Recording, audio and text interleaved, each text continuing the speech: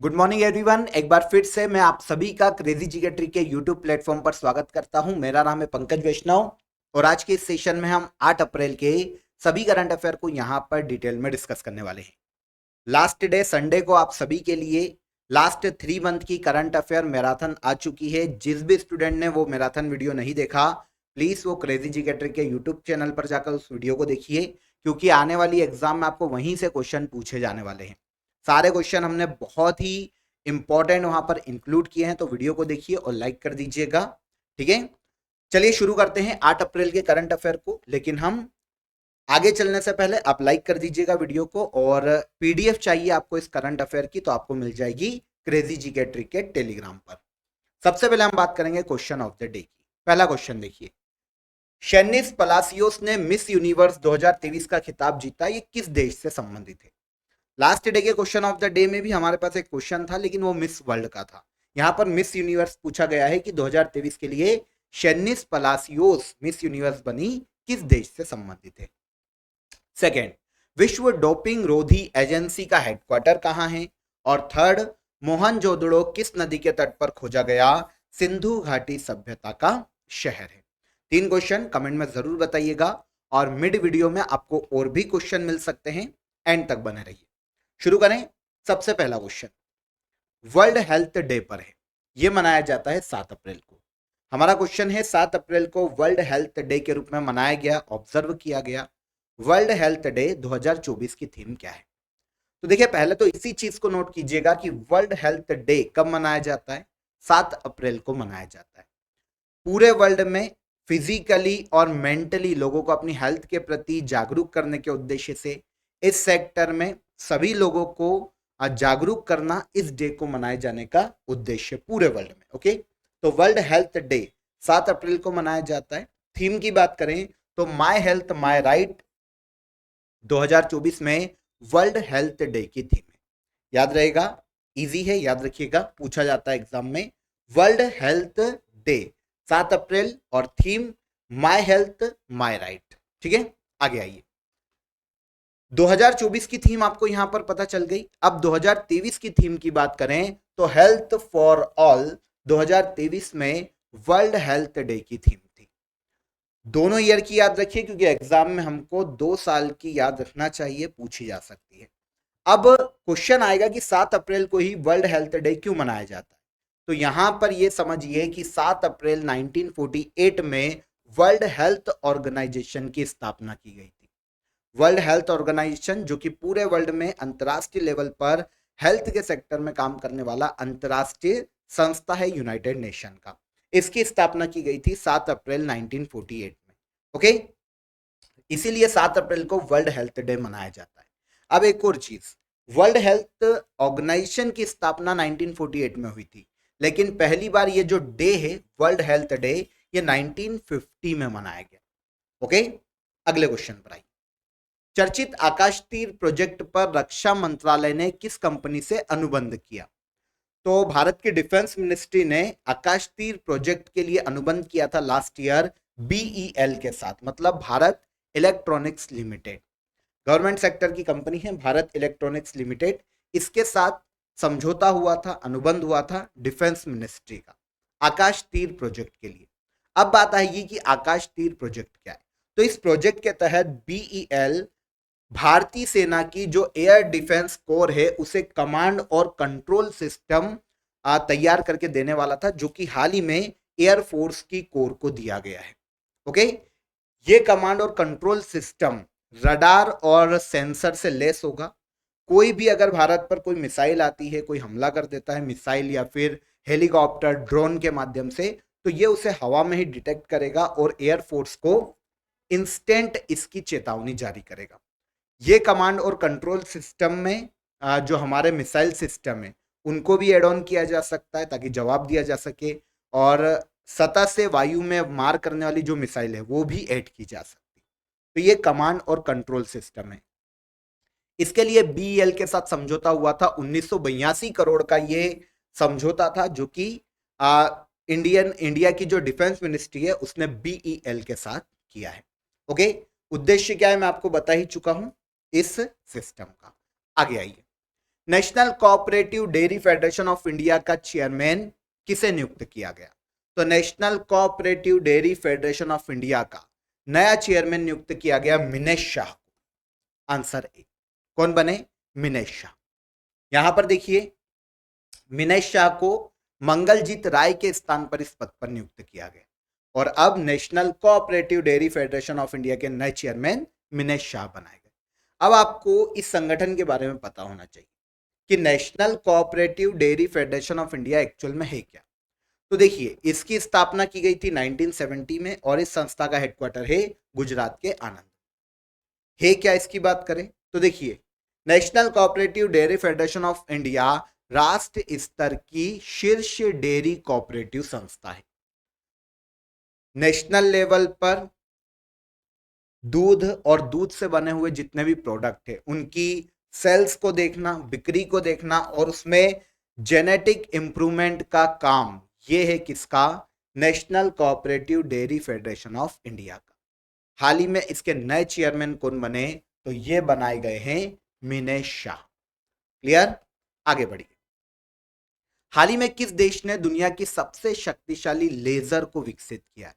तो पूरे वर्ल्ड की सबसे शक्तिशाली लेजर को विकसित किया रोमानिया ने। आंसर सी हो जाएगा। रोमानिया के साइंटिस्ट ने वर्ल्ड की सबसे शक्तिशाली लेजर को हाल ही में विकसित किया है। यह लेजर सूर्य से अरबों गुना तेज है और इसके अलावा चमकीली किरण पैदा करती है। ठीक है ना? विकसित लेजर एक ने अनुसंधान केंद्र के द्वारा किया गया जो कि रोमानिया का एक लेजर अनुसंधान केंद्र है। इसके साइंटिस्टों ने हाल ही में विश्व की सबसे शक्तिशाली लेजर को डेवलप किया। यहां पर नॉर्मली हमको रोमानिया के बारे में पता होना चाहिए। तो आपको ये तो समझ में आ गया होगा नाम से कि ये एक यूरोपीय देश है रोमानिया। दक्षिण पूर्वी यूरोप का देश है। अगर आप यहां पर मैप में देखें, नेबर कंट्री अगर हम बात करें तो पहले तो ये समझिए कि रोमानिया की कैपिटल बुखारेस्ट है। इसकी नेबर कंट्री देखने जाते हैं तो उत्तर में देखने को मिलता है यूक्रेन, रोमानिया की नेबर कंट्री। उत्तर पूर्व में मोल्डोवा, पश्चिम में आते हैं तो हंगरी और दक्षिण पश्चिम में आते हैं तो सर्बिया और दक्षिण में जाएं तो बुल्गारिया। ये सभी नेबर कंट्री है रोमानिया की। ठीक है? मोल्डोवा, यूक्रेन, इधर आते हैं तो हंगरी, सर्बिया और बुल्गारिया। और अगर रोमानिया के पूर्व में आए तो ब्लैक सागर रोमानिया से सीमा साझा करता है। यूरोप का देश है जिसकी कैपिटल है बुखारेस्ट। नेक्स्ट क्वेश्चन, चर्चा में बोकारो स्टील प्लांट या चर्चा में रहा बोकारो स्टील प्लांट किस देश के सहयोग से स्थापित किया गया था? तो बोकारो स्टील प्लांट की बात करें तो यह स्थापित किया गया था भारत में सोवियत संघ के सहयोग से। किस राज्य में है यह भी इंपॉर्टेंट है, तो याद रखिएगा यह भारत के झारखंड राज्य में स्थित है। क्या? बोकारो स्टील प्लांट भारत का सरकारी क्षेत्र का चौथा बड़ा स्टील प्लांट है। बोकारो स्टील प्लांट भारत के झारखंड राज्य में सोवियत संघ के सहयोग से स्थापित किया गया था। आपके दिमाग में क्वेश्चन आ सकता है कि सर अभी सुर्खियों में क्यों है? तो हाल ही में बोकारो के स्टील प्लांट में फर्नेस एरिया के गैस पाइप कट जाने के कारण वहां पर कार्बन मोनोऑक्साइड गैस लीक होने का मामला है। इसीलिए बोकारो स्टील प्लांट काफी सुर्खियों में था। झारखंड राज्य में स्थित है और सोवियत संघ रूस के सहयोग से स्थापित किया गया था 1964 में।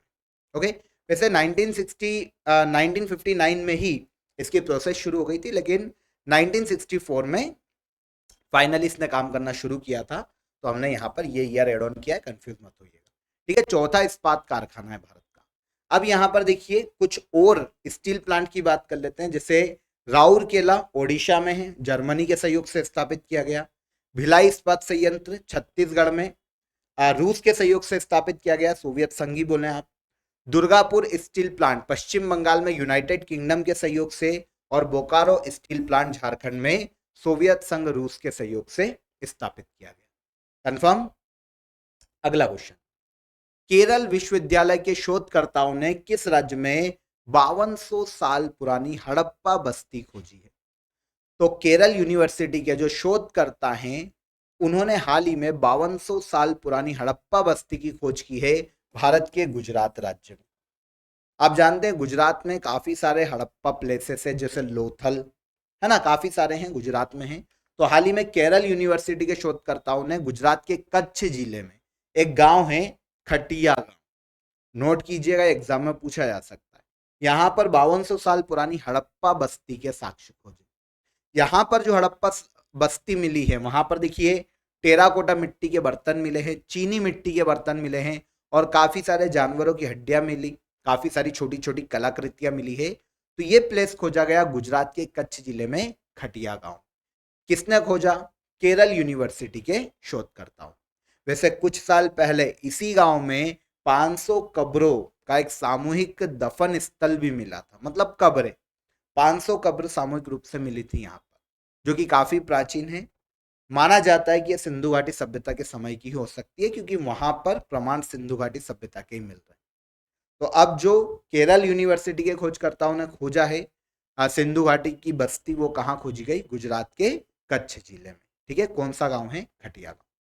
यहाँ पर सिंधु घाटी सभ्यता के बारे में आप सभी जानते हैं, विश्व की सबसे प्राचीन नगरीकृत सभ्यता है, जो कि भारत में रावी और सिंधु नदी के किनारे आसपास डेवलप हुई। सबसे पहली बार इसे खोजा गया था। वैसे सिंधु घाटी के साक्ष्य तो 8वीं 19वीं शताब्दी में ही सामने आने लगे थे, लेकिन प्रॉपर पहली बार ऑफिशियली 1921 में राय बहादुर दयाराम साहनी ने हड़प्पा स्थल की खोज की थी 1921 में। यह हड़प्पा रावी नदी के किनारे खोजा और फिर एक साल बाद ही 1922 में राखलदास बनर्जी ने मोहनजोदड़ो की खोज की थी सिंधु नदी के तट पर। उसके बाद तो काफी सारे प्लेसेस मिले ही हैं, जैसे गुजरात का लोथल सिंधु घाटी का एक महत्वपूर्ण बंदरगाह है। गुजरात का रंगपुर धान की खेती के साक्ष्य मिले। धोलावीरा गुजरात में है और कालीबंगा राजस्थान में खोजा गया, जुते हुए खेतों के साक्ष्य मिले, है ना। सिंधु घाटी सभ्यता का टाइम पीरियड 2350 ईस्वी पूर्व से लेकर 1750 ईस्वी पूर्व तक देखने को मिलता है, सिंधु घाटी सभ्यता का टाइम पीरियड। ओके, इसके अगर सबसे पूर्वी स्थान देखें भारत में, तो ये देखने को मिलेगा हमें भारत के उत्तर प्रदेश राज्य में, जो हमें देखने को मिलेगा मेरठ में आलमगीरपुर, सबसे पूर्वी साक्ष्य। सबसे पश्चिमी साक्ष्य के रूप में देखें तो यह सुतका गेडोर बलूचिस्तान में है वर्तमान में। सिंधु घाटी का सबसे उत्तरी साक्ष्य देखने को मिलेगा जम्मू कश्मीर के मांदा में, और सबसे दक्षिणी साक्ष्य देखने को मिलेगा भारत में महाराष्ट्र के अहमदनगर जिले में दायमाबाद। तो पूर्व पश्चिम उत्तर दक्षिण बता दिए हैं सिंधु घाटी के, सबसे पूर्वी प्लेस, सबसे पश्चिमी प्लेस, उत्तरी प्लेस और दक्षिणी प्लेस। ठीक है, इंपॉर्टेंट था इसीलिए इस क्वेश्चन पे हमने ज्यादा टाइम लिया है। आगे आइए, विश्व भविष्य ऊर्जा शिखर सम्मेलन मतलब वर्ल्ड फ्यूचर एनर्जी समिट का आयोजन निम्नलिखित में से किस देश द्वारा किया जाता है? तो वर्ल्ड फ्यूचर एनर्जी समिट 2008 से आयोजित की जा रही है यूएई में। कहां पर? संयुक्त अरब अमीरात में। आंसर ए हो जाएगा। इस साल 16 से लेकर 18 अप्रैल तक संयुक्त अरब अमीरात में फिर से वर्ल्ड फ्यूचर एनर्जी समिट का आयोजन किया जाने वाला। ठीक है, क्लीन एनर्जी को बढ़ाना, क्लीन एनर्जी के स्रोतों को बढ़ावा देना और क्लीन एनर्जी की नई टेक्नोलॉजी के विकास पर चर्चा करना, ताकि ग्लोबल वार्मिंग को खत्म किया जा सके, उस पर कंट्रोल किया जा सके, ये वर्ल्ड फ्यूचर एनर्जी समिट का मुख्य उद्देश्य है। हर साल इसका आयोजन यूएई में ही किया जाता है। कब से शुरुआत की गई थी? तो शुरुआत की गई थी 2008 में। ओके, आगे बढ़िए। विश्व डोपिंग निरोधक एजेंसी द्वारा जारी की गई 2022 डोपिंग रिपोर्ट के अनुसार किस देश में सर्वाधिक डोपिंग के मामले मिले? देखिए, पहले तो हम संस्था की बात करेंगे कि वर्ल्ड एंटी डोपिंग एजेंसी का काम क्या है। तो पूरे वर्ल्ड में खेलों को फेयर बनाने के लिए, खेलों के क्षेत्र को ट्रांसपेरेंट रखने के लिए जो इलीगल दवाएं या ड्रग्स खेलों को खेलते समय यूज किया जाता है, उस पर प्रतिबंध लगाना, ताकि फेयर गेम्स जो हैं, स्पोर्ट्स जो हैं, उन्हें फेयर करवाया जा सके। यह उद्देश्य है वर्ल्ड एंटी डोपिंग एजेंसी का। ओके, इसने हाल ही में 2022 डोपिंग रिपोर्ट जारी की, जिसमें सबसे ज्यादा डोपिंग के जो मामले मिले, मतलब खेलों के समय सबसे ज्यादा ऐसी प्रतिबंधित दवाएं जो कि स्पोर्ट्स में बैन है, उसके मामले सबसे ज्यादा इंडिया में मिले। आंसर भी ठीक है। 1 जनवरी 2022 से लेकर 31 दिसंबर 2022 तक के आंकड़ों को इन्होंने इस रिपोर्ट में बताया। इसमें 3865 टेस्ट का परीक्षण किया है भारतीय एथलीटों के, जिसमें से 125 टेस्ट पॉजिटिव मिले, मतलब 125 खिलाड़ी ऐसे थे जिन्होंने नशा करके कोई भी गेम खेला है, नशा या कोई भी प्रतिबंधित दवाई लेकर, ड्रग्स भी बोल सकते। ठीक है, भारत एकमात्र ऐसा देश है इस रिपोर्ट में जिसपे 100 से अधिक पॉजिटिव रिजल्ट देखने को मिले। यहाँ पर पॉजिटिव मतलब उनकी रिपोर्ट पॉजिटिव आई, मतलब उनको खेलों से अब बाहर किया जाए। तो 100 से अधिक मामले देखने को मिले, एकमात्र ऐसा देश। आया समझ में? संख्या की दृष्टि से भारत तो पहले नंबर पर हो गया, सेकंड नंबर पर है रशिया डोपिंग मामले में, और तीसरे नंबर पर है यूएसए। विश्व डोपिंग रोधी एजेंसी, काम बता चुका हूं, स्थापना 1999 में की गई थी, हेडक्वार्टर कनाडा के मॉन्ट्रियल में है, और विटोल्ड बैकॉक वर्तमान में इस संस्था के अध्यक्ष के पद पर है। आगे आ जाइए। 6 अप्रैल को भारतीय तटरक्षक बल के महानिदेशक राकेश पाल ने किस राज्य में आईसीजीएस मंडपम में भारतीय तटरक्षक जली केंद्र का इनोग्रेशन किया? तो देखिए, यहां पर पहले तो यह समझ लीजिए कि भारतीय तटरक्षक बल की अगर हम बात करते हैं, ठीक है, इंडियन कोस्ट गार्ड की अगर हम बात करते हैं, तो इसके महानिदेशक कौन? तो ये हैं राकेश पाल। अब इन्होंने आईसीजीएस मंडपम में भारतीय तटरक्षक जली केंद्र का इनोग्रेशन किया। ये मंडपम आईसीजीएस मंडपम कहां है, या फिर भारतीय तटरक्षक जली केंद्र कहां स्थापित किया गया? तो ये स्थापित किया गया भारत के तमिलनाडु राज्य में। उद्देश्य पता होना चाहिए हमें कि इसे स्थापित करने का उद्देश्य क्या है। तो देखिए, भारतीय तटरक्षक जली केंद्र में तटरक्षक बल को समुद्री सुरक्षा से संबंधित ट्रेनिंग दी जाने वाली, जो जितने भी भारतीय तटरक्षक बल के जितने भी सैनिक हैं, जितने भी लोग हैं, जितने भी वर्कर हैं, काम करने वाले, वर्कर नहीं बोल सकते, सैनिक ही बोले, तो उनको समुद्री सुरक्षा से संबंधित सारी ट्रेनिंग दिया जाना भारतीय तटरक्षक जली केंद्र का मुख्य उद्देश्य। कहां पर स्थापित किया गया? तो भारत के तमिलनाडु राज्य में से स्थापित किया गया। ओके, तो ये आईसीजीएस मंडपम, क्वेश्चन इसके कारण बड़ा हो गया है। तो कहां स्थित है ये? जहां पर भारतीय तटरक्षक जली केंद्र की स्थापना की गई, तो ये भारत के तमिलनाडु राज्य में स्थित है। आगे आइए, लास्ट क्वेश्चन पर आते हैं। पेरिस ओलंपिक की ज्यूरी में शामिल होने वाली पहली भारतीय महिला कौन? तो पेरिस ओलंपिक की ज्यूरी में शामिल होने वाली पहली भारतीय महिला बनी कौन? बिल्किस मीर। Answer A. भारत के जम्मू कश्मीर राज्य से बिलोंग करती है बिल्किस मीर। किस खेल से संबंधित है? तो ये भारत की कैनोइंग खिलाड़ी है। ये कैनोइंग क्या है? तो यहां पर आप जो देख रहे हैं ना, यही कैनोइंग है। अभी जो इमेज में देखा, एक वोट रेस आप बोल सकते हैं, कैनोइंग है पानी के अंदर। तो कैनोइंग खिलाड़ी है भारत की बिल्किस मीर। पहली बार भारतीय इतिहास की ऐसी महिला जो कि ओलंपिक जूरी का सदस्य बनी है, बिल्किस मीर, भारत के जम्मू कश्मीर राज्य से बिलोंग करती है। ओके, ओलंपिक जूरी का सदस्य बनने वाली भारत की पहली महिला। कंफर्म? याद रहेगा? सारे क्वेश्चन यहां पर क्लियर हो जाते हैं 8 अप्रैल के। अब हम आते हैं लास्ट डे के करंट अफेयर के रिवीजन पर, जो कि हमने लास्ट डे के सेशन में डिस्कस किए थे। पहला देखिए, 5 अप्रैल को रिजर्व बैंक की मौद्रिक नीति समिति ने द्विमासिक मौद्रिक नीति की घोषणा की। मौद्रिक नीति समिति में कुल कितने सदस्य होते हैं?